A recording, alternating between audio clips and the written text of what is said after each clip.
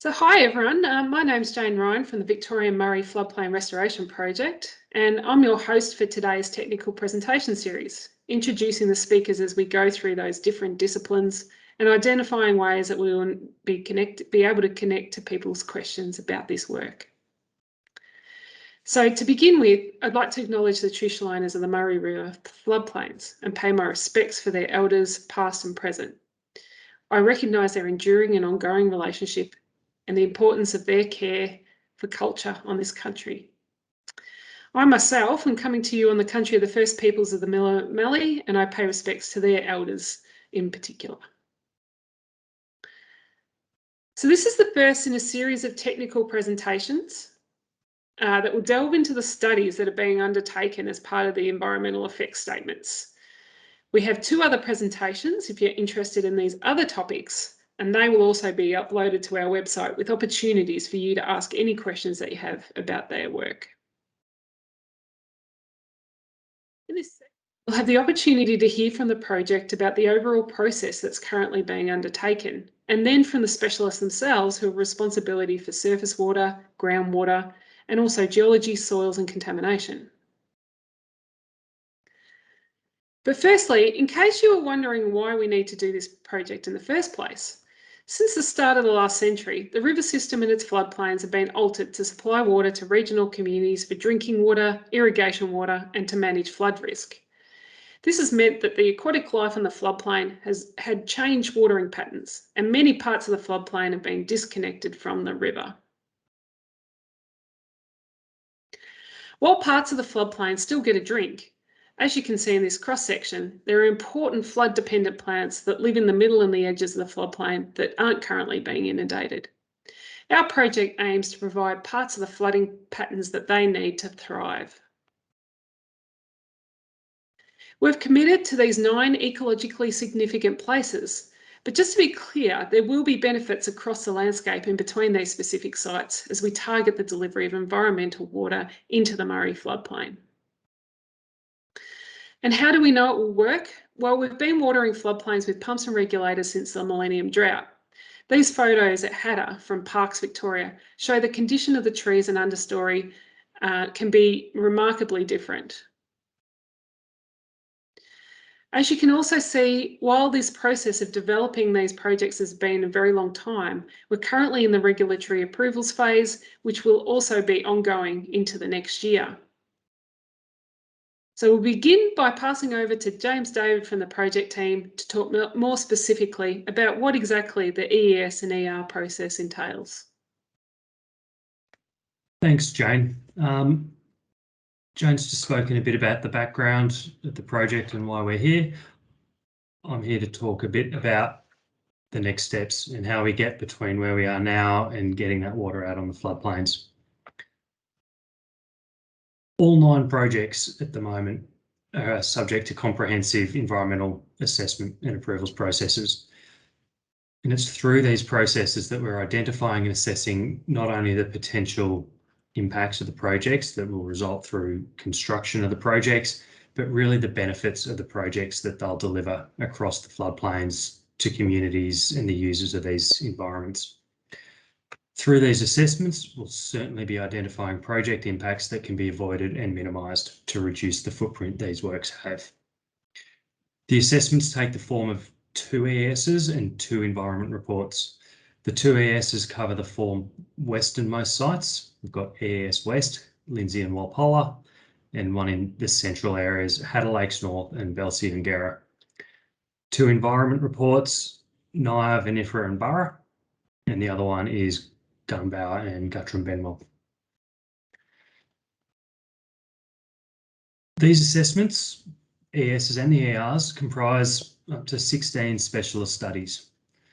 They all address matters that are set out in the scoping requirements that have been published on the DELT website by the Minister for Planning and cover off on a diverse range of topics, as you can see on the slide there.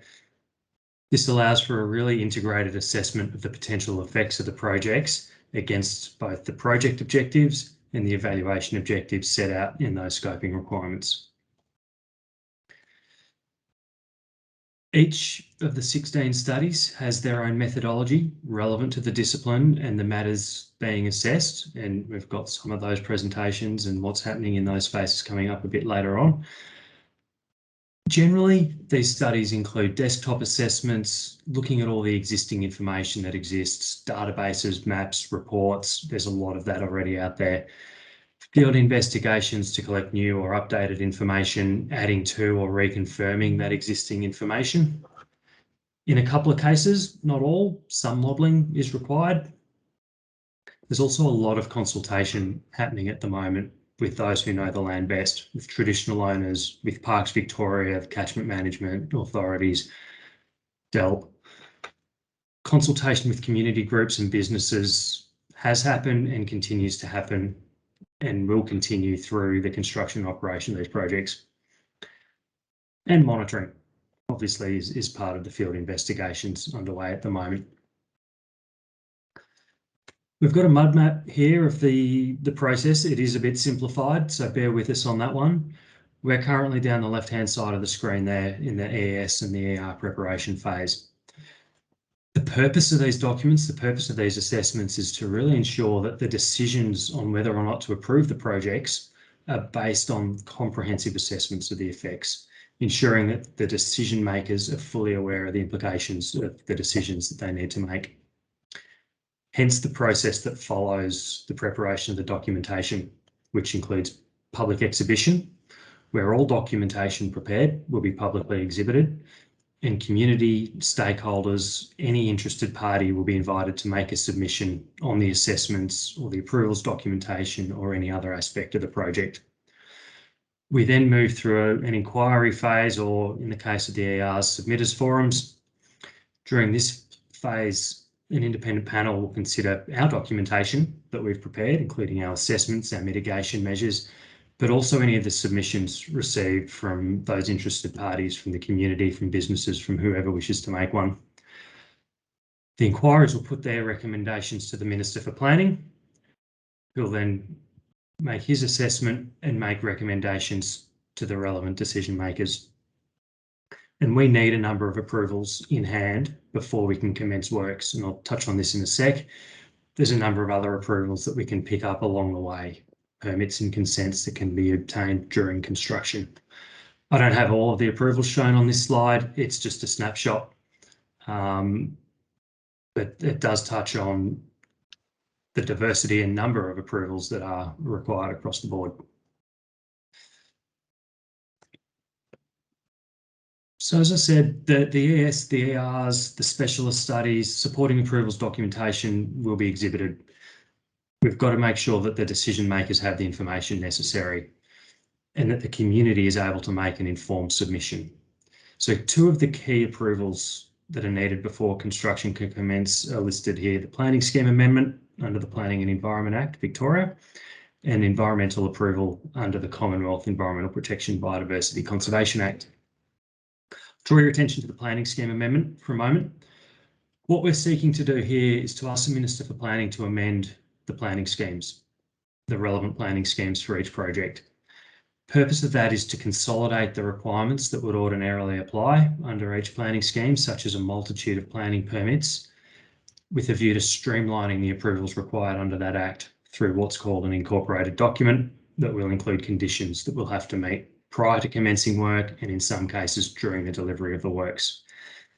Incorporated document supporting planning scheme amendment docs will be among the documentation placed on exhibition, so communities will have an opportunity to see that documentation and provide commentary on it. And ultimately, if and hopefully when approved, these projects, or the planning scheme amendment, will certainly help us deliver these projects more efficiently while still maintaining a really appropriate level of rigour under the Planning and Environment Act. And as I've said, everyone's submission, wherever it's from businesses, interest groups or individuals, will be considered by the relevant inquiry and will help to inform the ultimate statutory decision-making process.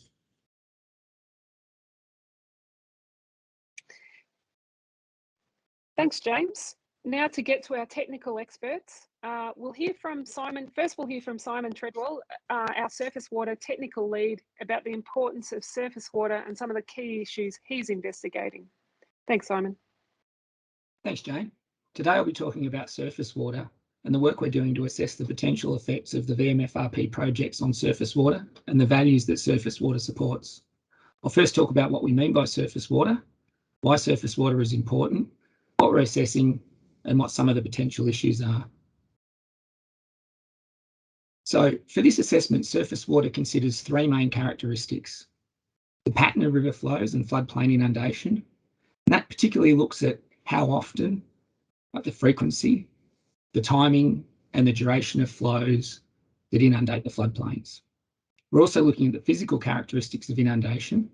That is the velocity and the depth of water, whether we've got fast or slow flowing water across the floodplain. And we're also looking at the quality of water on the floodplain and in the Murray River. And in particular, we're interested in understanding the quality of the water in the context of salinity, dissolved oxygen, turbidity, pH, and nutrients. Next slide, thanks. Why is surface water important? Well, the surface water flows, patterns of inundation, and water quality are important for supporting a range of values. These include water-dependent environmental values, such as the fish, turtles, frogs, plants, and animals that all live on the floodplain, and ecological processes that occur on floodplains when they're inundated and when they're dry. Surface water is also important for supporting traditional owner cultural values, things like traditional aquaculture, fishing, and harvesting.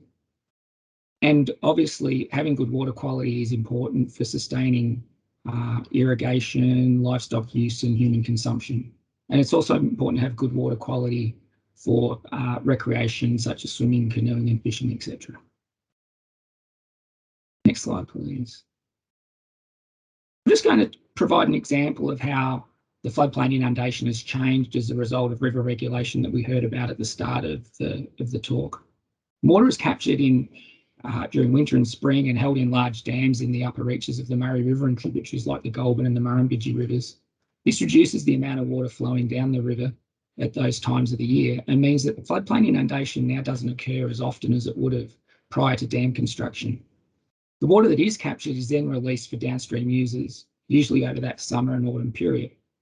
And we can see in this graph that the daily flow at Euston under modelled natural and current conditions, the graph highlights the reduction in monthly flow that has occurred between natural and current. Now, depending on the location along the Murray River, water enters or starts to enter the floodplains at flows of around 20,000 megalitres a day around the Gunbower and Swan Hill area. Further downstream, it flows of around 40 to 60,000 megalitres a day. So under natural conditions, flows of this magnitude would have occurred in most years, but now occur about half as often. And the impacts of this change in flow regime means that floodplain wetlands and billabongs don't get water as often as they would have, or as often as they need to support healthy plants and animals. Thanks. So I mentioned that further downstream, larger flows are needed to fully inundate the floodplain. And at places like Hatter Lakes and Lindsay Island, for example, flows over 100,000 megalitres a day are needed to fully inundate the largest floodplains. In this example for Lindsay Island, floodplain inundation now occurs for about half as often as it would have under natural conditions, and the time between floodplain inundation has substantially increased. The VMFRP projects are aiming to restore floodplain inundation to more closely match what would have occurred naturally. Thanks. So what are we actually assessing? Well, for our assessment, we're examining how the frequency and duration of floodplain inundation and how that's changed from natural to current. We're looking at each of the VMFRP projects to see whether the projects are able to provide water to the floodplains in a way that better matches what the plants and animals need. This is supported by research and studies over time that have identified the water regime requirements for these floodplain communities and recommended the regimes that are needed to improve and sustain healthy floodplain and wetland ecosystems. We're also looking at the benefits of additional inundation. And for surface water, this means the importance of inundation for helping to break down organic material that falls on the floodplain. This material provides an important food resource for many of the aquatic plants and animals that live on the floodplain and also in the Murray River. There are obviously other benefits of the floodplain inundation as well for fish and birds and plants, and they're being dealt with through other assessment pathways. We're also looking at whether there are potential adverse effects of delivering environmental water, and if there is, how that can be managed. We're using a range of techniques to undertake these assessments, including analysis of historical flood events, water quality monitoring, and modelling of water movement across the floodplain.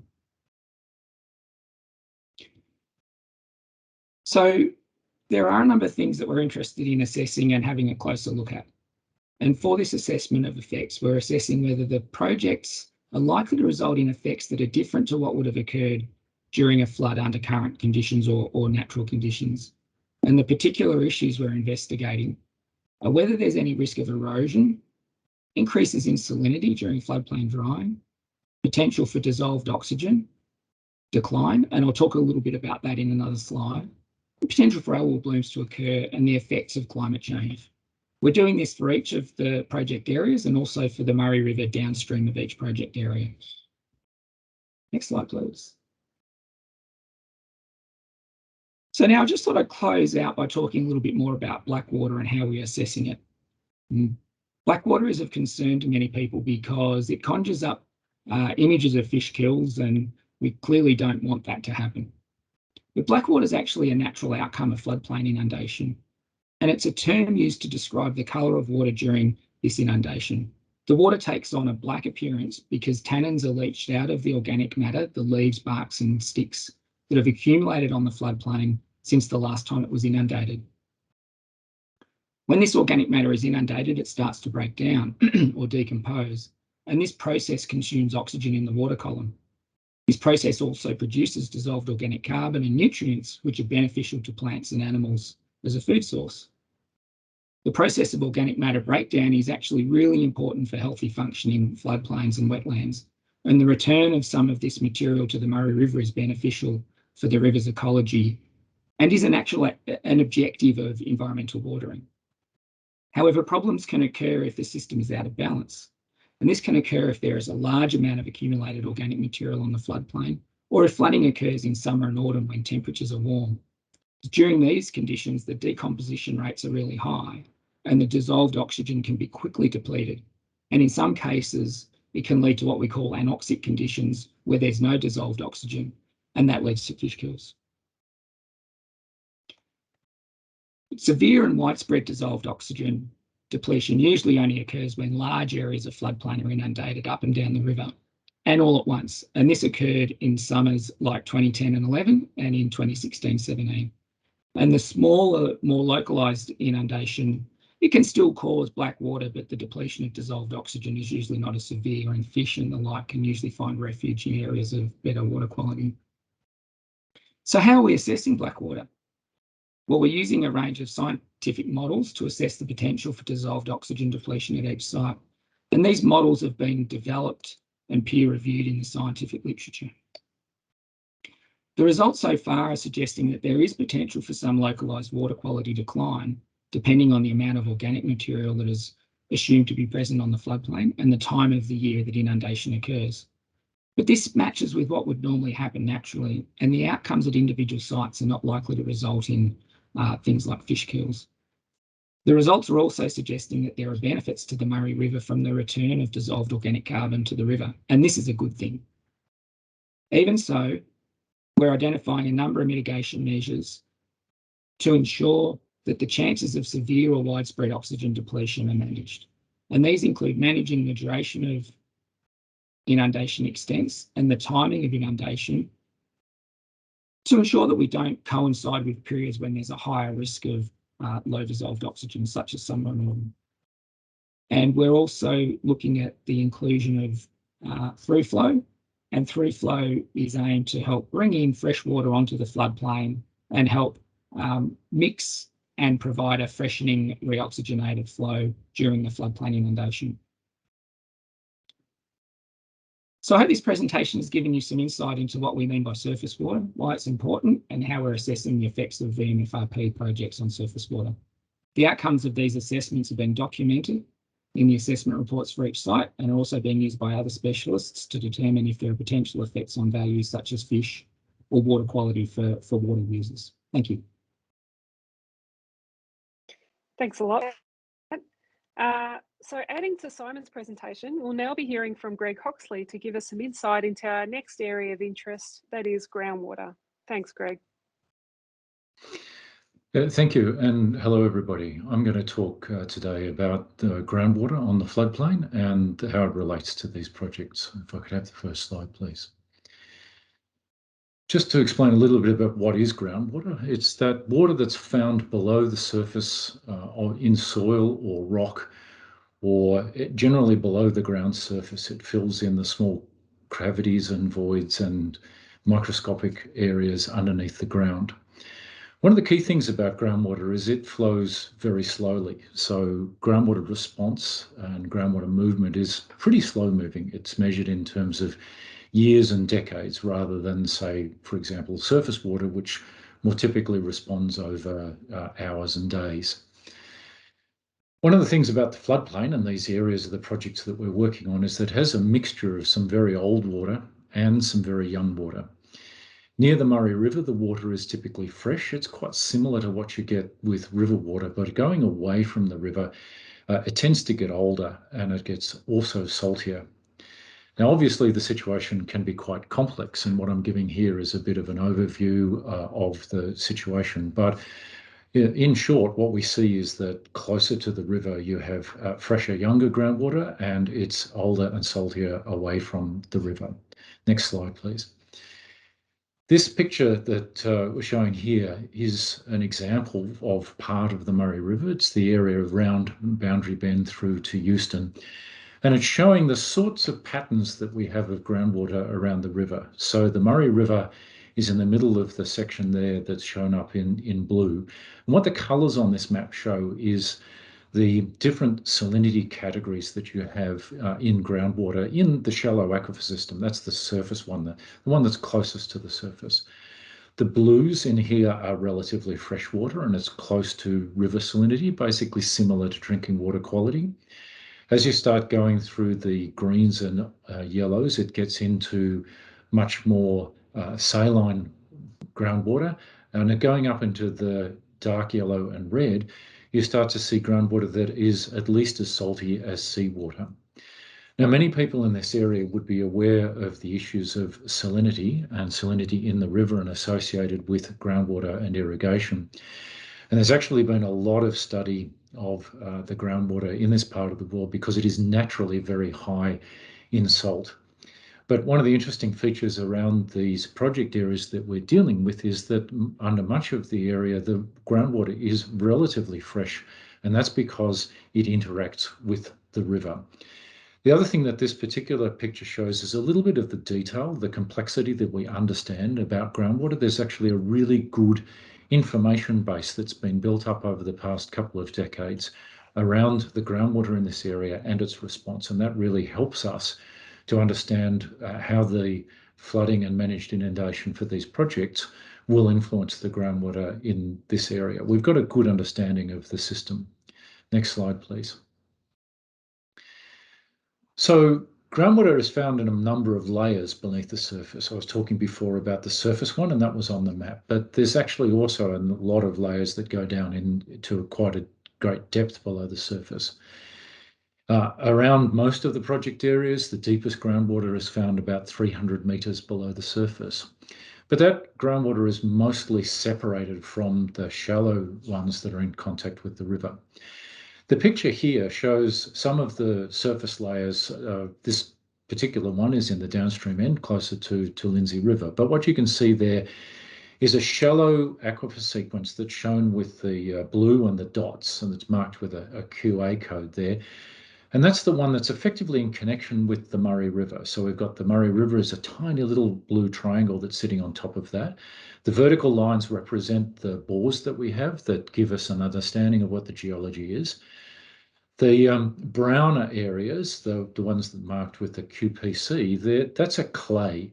And this is fairly typical of the situation along the Murray. What you have is a sandier unit or a groundwater unit that's connected to the river. It's sort of sits within a clay unit. Underneath that, there may be other sands, so there are other layers. And in this case, this is shown with the sort of more yellow or beige color, which is marked TPS. That's the Perilla Sand Aquifer. That's the big regional aquifer, which carries much of the salt within the region. But as you can see, what this diagram shows is there can be separation between the shallow aquifer and the more deeper units. So really only the uppermost layer or couple of layers is in connection with the floodplain. What happens is that floods cause groundwater to rise. When you flood over the area, there's inflow from the rivers, and also the flooding over the ground surface puts what's called recharge into the groundwater system, and groundwater levels can rise. After that, vegetation can actually use groundwater if it's freshened up, and that leads groundwater to fall. So you get this pattern across the floodplain, typically of rising groundwater and falling groundwater over time. Next slide, please. This is shown in this next diagram. So what I've got here is the blue line, which is the flat one with the peaks in it. That represents the flow in a river. In this case, it's the Lindsay River upstream of the Mullaroo in Western Victoria. Whereas the orange line, the other one that's underneath it, that shows the groundwater response in a bore that's close to the river. A couple of things I really want to point out here. First of all, back at the early part of the record, which starts in about 1991, there are lots of floods that came through that area. So you can see the blue peaks that pop up and down. And you can also see that the groundwater response to that is that the groundwater also goes up and down, but it moves a bit slowly and a bit less than the river. So this picks up on the comment that I made before. The groundwater moves a bit more slowly than surface water, and it responds a little more gently. Then there was a period of time from the late 1990s where there weren't as many floods. And you can see there's a period of flow through there that the blue line's relatively flat, and that goes through to just about 2009, 2010. And you can also see in the line that's underneath that the groundwater drops away fairly slowly. It drops about a metre or so over that period. Then what happens is we get some more floods coming back. So in this case, it was the large river flows that occurred at the end of 2010-11, and then there's another one in 2016. And you can see that the groundwater level responds up again. What would we be expecting with the projects, as Simon was saying, as we start to introduce a flooding regime or an inundation regime that looks more like what happened in the 1990s rather than what happened in the 2000s, we're going to see groundwater starting to rise up a bit and responding to that, but then dropping away again in the intervening periods between the floods. This is a replication of the natural process. We're not expecting that the groundwater will move outside of the sorts of conditions that we've seen in historical period, but should be higher than you might have seen during the 2000s or during the Millennium Drought. The other thing that's worth saying about this is that bigger flows or bigger floods have bigger effects on the groundwater. So when you have a larger event, you get a slightly bigger groundwater rise. Next slide, please. What happens when groundwater rises is that you get some recharge going back into the system, and often that happens closer to the rivers. Trees or deep-rooted vegetation can then draw on that groundwater in the periods after the floods have received. And there is a limit to that because trees can't use really salty water, but where the groundwater is fresh enough, the black box and red gums in particular can access that groundwater during the dry periods in between the floods. And so floods are an important way of providing water to the trees. What this diagram here shows, it gives an indication for one of the upstream sites within the project areas. This is around the Gunbower Forest.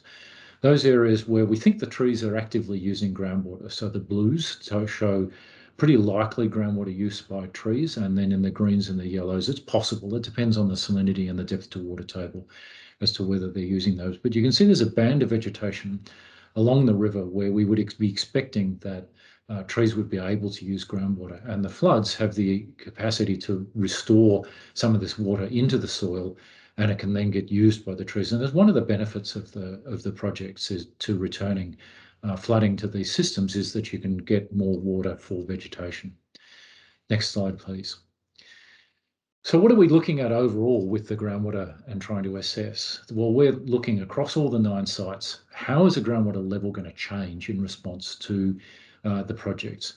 Are there going to be any changes in groundwater quality?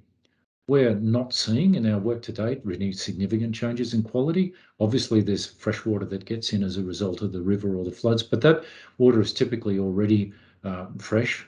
It's less saline, and so it's a mimicking of what has happened in the past. It's a restoration of a natural changing in the salinity and not a major change.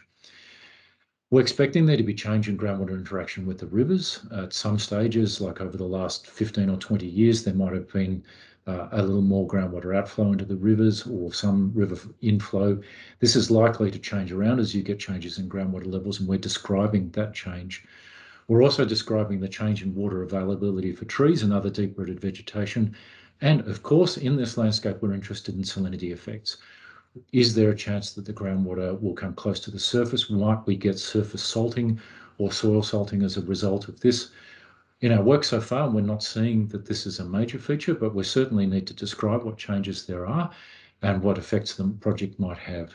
But we are expecting it to go back to something that might have looked a little more like the condition in the 1990s than perhaps in the 2000s. Next slide, please. So in summary, groundwater is a really important part of the floodplain environment. It's part of the overall connected water system. Groundwater responds to flooding and to managed inundation. And we're analysing these effects of the projects as part of the environmental effects statements and the environmental reports. But we expect that extra water into the ground will provide an overall benefit for trees and deep-rooted vegetation in the long term, which is part of the overall point of the projects. And so, Jane, I'll leave that there and pass back to you. Thanks, Greg. Fantastic. So now we have the next technical lead, Anne Northway, to speak to us about geology, soils.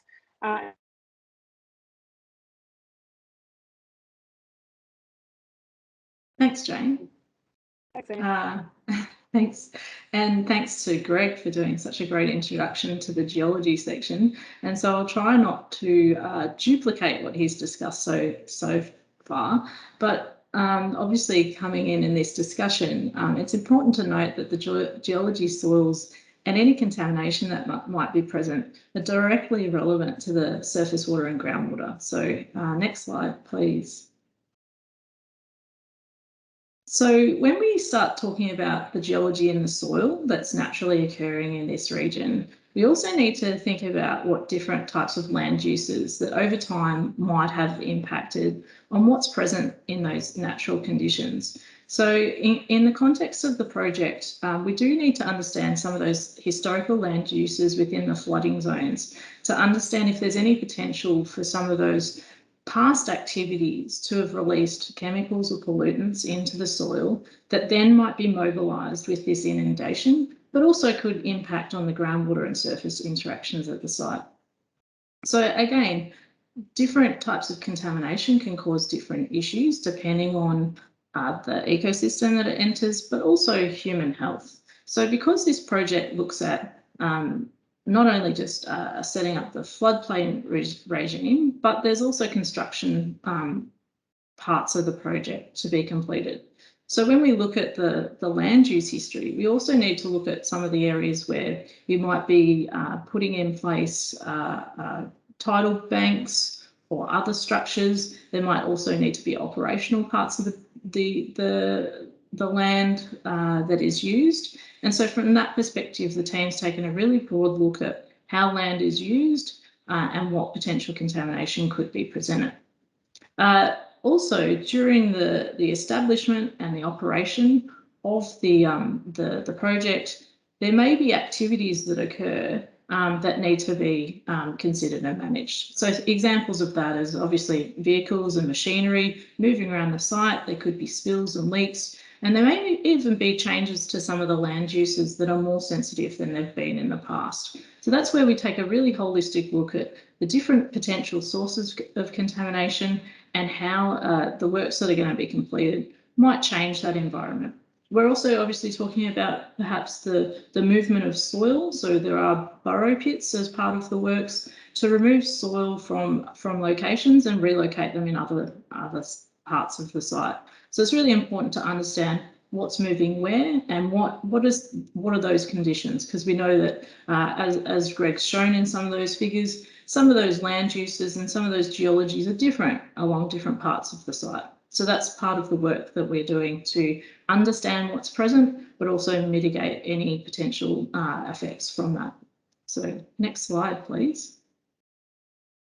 So in talking about soil and the geology in the area, and I'm sure this won't be a surprise to many of the communities that live in this area, there are naturally occurring metals and also acid sulfate soils that may be present in some of the environments. So if disturbed, these can be sensitive in certain receiving environments. So that's where it's really important that we understand where any potential acid sulfate soils may be present, but also where there might be naturally occurring metals that if mobilised into a different setting, so surface water or groundwater, or even different soil conditions, we need to understand how that might affect what's happening. So the example there is where for acid sulfate soils, they're a naturally occurring soil where when exposed to air can produce acid.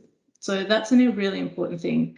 Obviously the processes where we know quite a lot about how to treat those and manage those and make sure that they don't affect the ecosystems. But one of the pieces of work that the team's really doing is to map that information, test what's present, and understand how that impacts on what works are going to be done. Next slide, please.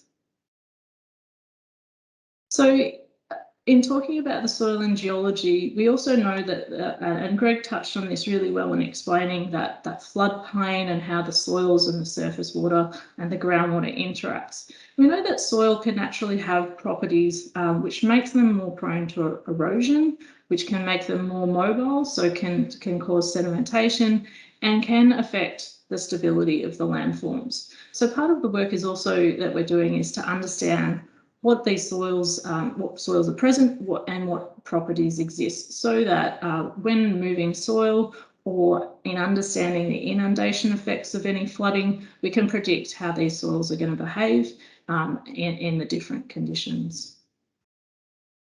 Next slide, please. So our general method of assessment for all of this information is really to take a desktop approach to really pull out all of the information that's currently available about geology, soils, the geomorphology maps, and also previous data that's been collected. And I think Greg's given some really great examples there of what's publicly available and some of that information. And the specialists are definitely working together to share that crossover of information, both what's available publicly, but then supplementing it with additional studies.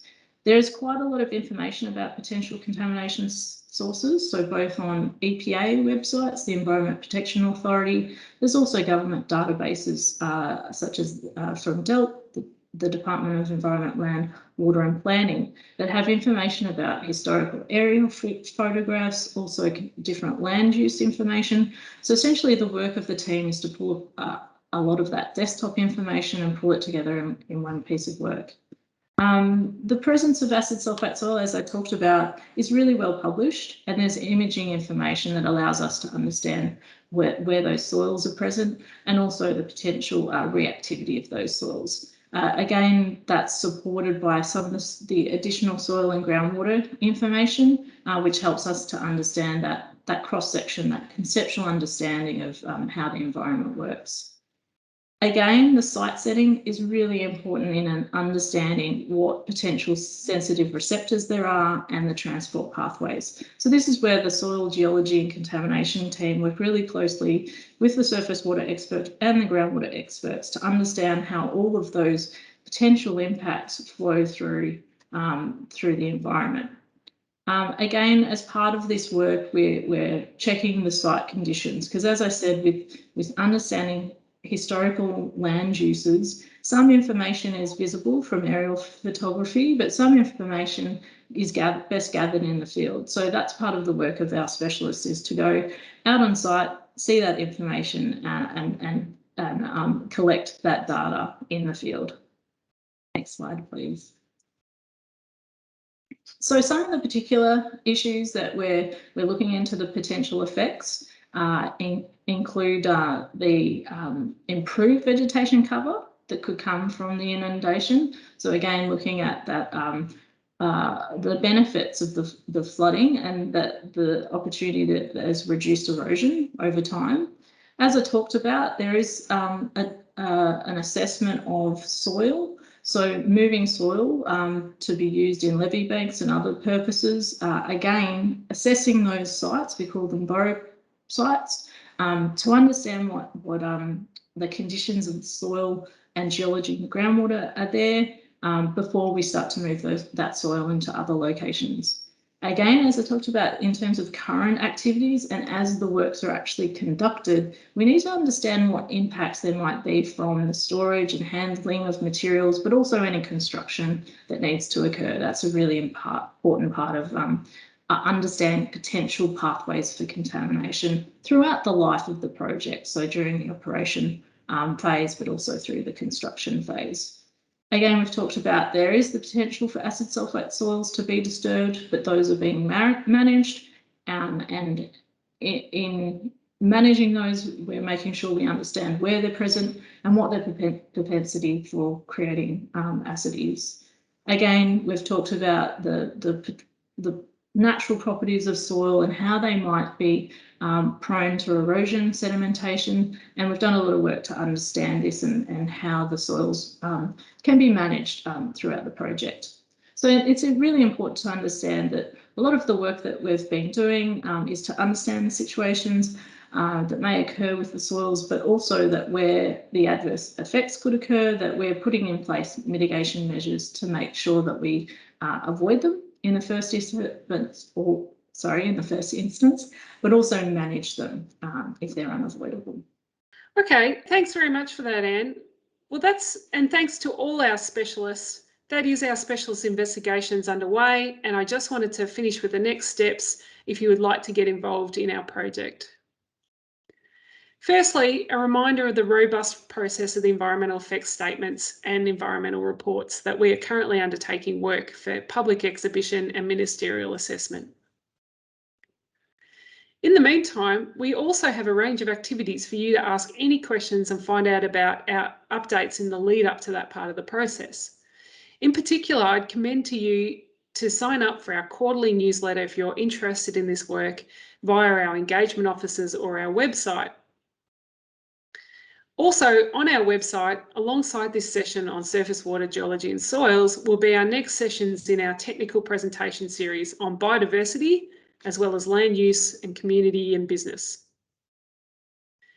Importantly, we have project team members that are keen to hear from you if there are any questions about what you've heard.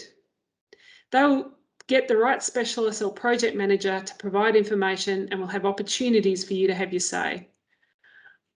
I'll leave it there and thank you for your interest and hope to hear from you soon.